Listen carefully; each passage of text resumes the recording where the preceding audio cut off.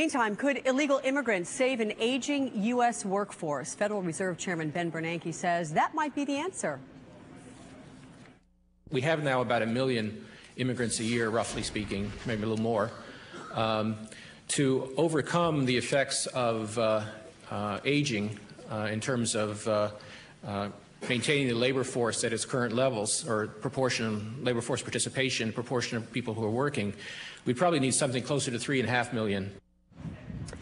And Pat Buchanan was a senior advisor to 3 presidents. He's now a top-notch MSNBC political analyst. Welcome to you, Pat. How are you doing, Alex? I'm doing well, thank you. Ben Johnson, the director of the Immigration Policy Center at the American Immigration Law Center in Washington, joins us as well. Welcome to you, Ben. Good morning. I'll begin with you, Pat. Does he have a point, Bernanke, there, that if 12 million illegal immigrants are at some point given legal status, they will be added to the tax rolls and give a boost to the U.S. workforce and therefore the U.S. economy? Look, they're also uneducated and unskilled and very low-income workers, so they will add enormously to the social welfare budgets of all the states to which they belong. Secondly, they will bring in their wives and children, who will add to the burden on education. Low-wage workers and illegal aliens are a net drain on the economy. I hope Mr. Bernanke was talking about some of the immigrants who do come in, who basically have college degrees and things like that, and add to the economy. But this fundamental question should be decided by the American people, not the chairman of the Federal Reserve. Okay. Ben, why should the U.S. look the other way when it comes to illegal immigration? Is it a case that the economy is more important than respecting U.S. law?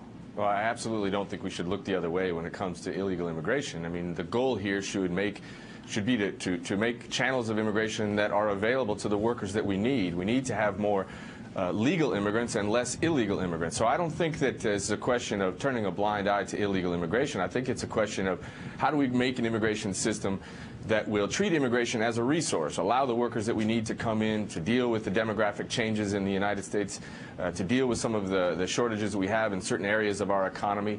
Again, treat immigration as a resource, not just think about it as a law enforcement issue. It certainly has those components to it, but we've also got to be thinking about how to make the system work for the needs that we have in the United States. Okay, but fellas, to both of you, what's it going to take to get it there? I mean, Pat, you say we're going to have to pose this to the American people. What's it going to take to get Capitol Hill and everybody in Congress to get together and get something out there for the U.S. to vote on? Well, I think those of us who believe in security first have won the battle. You got a 700-mile fence. The president's going to sign the bill to pay for it. Secondly, you got to deal with this illegal immigration, stop it cold, and then start dealing with the illegals here. And I would agree after that, you do take a look at immigration. We decide together how many we want to come, because there's a lot of things we want. One of them, we want wages to rise for working people in America. And when you got 36 million immigrants, most of them from the third world, they're pulling wages down.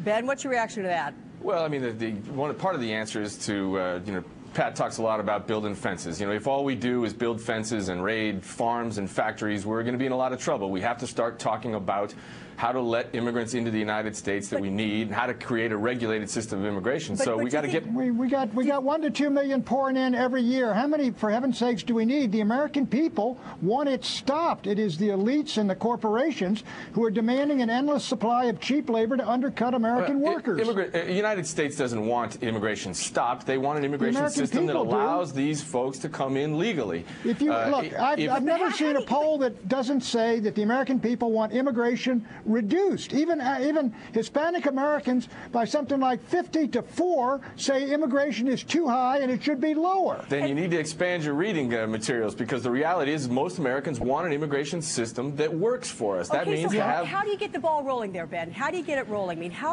where do you get the starting point?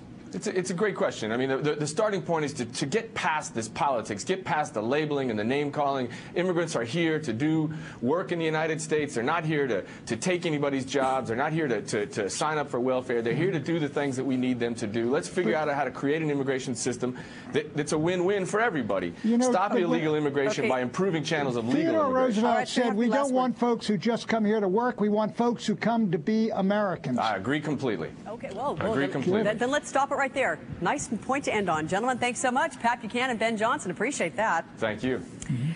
Right now, we're going to